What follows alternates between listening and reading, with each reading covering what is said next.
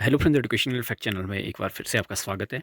जैसा कि आप सभी को पता है कि आज जो है ट्रेनी भर्ती की आरएनपी रूल्स की नोटिफिकेशन जो है वो डिपार्टमेंट ऑफ पर्सनल द्वारा जारी की गई है।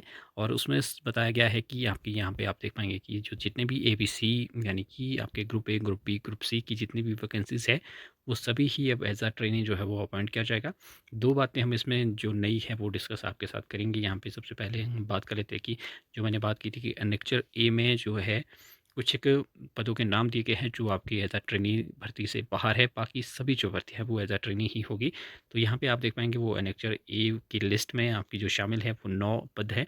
जिसमें आपकी सबसे पहले अगर मैं बात करूँ, all post service field through the HP administrative service combined, जो आपका कॉम्पिटेटिव एग्जाम है यानी कि एचएएस की जितनी भी वैकेंसीज निकलती हैं वो सारी आपकी इस ट्रेनी भर्ती से बाहर रहेगी। दूसरी बात इसमें आप करिए जो सिविल जज की वैकेंसीज़ है वो भी आपकी इससे बाहर रहेगी। फिर आपका असिस्टेंट प्रोफेसर, एसोसिएट प्रोफेसर और जो आपके मेडिकल कॉलेजेस के प्रोफेसर्स हैं वो सभी इससे बाहर रहेंगे। और आपका जितने भी आयुष विभाग के प्रोफेसर्स हैं वो भी इससे बाहर रहेंगे। और आपके जो एसीएफ है वो भी इससे बाहर रहेंगे, असिस्टेंट कंजर्वेटर ऑफ फॉरेस्ट्स। और आपकी नायब तहसीलदार इससे बाहर रहेगी, जो भी नायब तहसीलदार की वैकेंसीज निकलेगी। सेक्शन ऑफिसर की वैकेंसीज जो निकलेगी वो भी इससे बाहर रहेगी।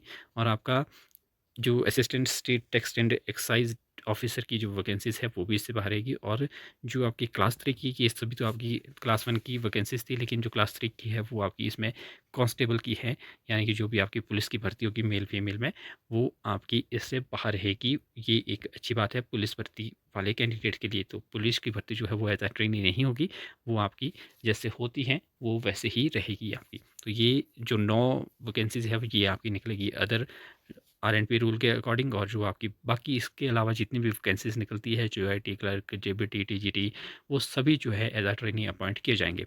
और बात करिए अगर इसमें एक और बात थी जो आपकी, एक तो मैंने पहले ही क्लियर कर दी थी आपको कि इसमें 2 साल का आपका जो ये पीरियड है वो रहने वाला है एज अ ट्रेनी। लेकिन एज अ ट्रेनी के बाद आपका जो आपका एग्ज़ाम होगा, और अगर आप एग्ज़ाम पास नहीं करते हैं वो भी यहाँ पे लिखा गया है, आप देख पाएंगे कि शेल नॉट बी, ये आपकी जो टर्म एंड कंडीशन होगी अपॉइंटमेंट लेटर में वो है, ये shall not be regularised in regular pay scale if he does not pass the prescribed post training examination as required under the scheme. तो अगर आप उसको पास नहीं करते हैं तो आपको जो है वो रेगुलर नहीं किया जाएगा। अगर आप पास करते हैं, यहाँ पे आप देख पाएंगे the regularisation of such job training in regular pay scale shall be considered only on passing और क्वालिफाइंग एग्जामिनेशन एफिशिएंसी बार टेस्ट सक्सेसफुली। तो तभी आपको जो है वो एज अ रेगुलर एम्प्लॉई जो है वो कंसीडर किया जाएगा अगर आप एग्ज़ाम पास करते हैं। ये क्वालिफाइंग नेचर का होगा, ऐसा कुछ नहीं है इसमें कि आपको कोई और रैंक लाना पड़ेगा या इसकी कोई कट ऑफ जाएगी। इसमें मिनिमम मार्क्स जो होंगे वो होंगे, बाकी ऐसा घबराने वाली बात नहीं है, ज़्यादा कुछ नहीं। ये आपको इनको जो कॉन्ट्रैक्ट शब्द है वो हटाना था, इसलिए ही ये सारी बातें जो है वो हो रही है।